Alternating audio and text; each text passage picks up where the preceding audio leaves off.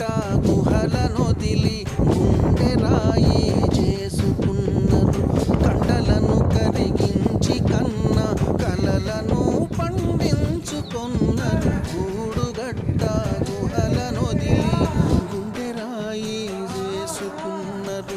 కండలను కరిగించి కన్న కలలను పండించుకున్నారు.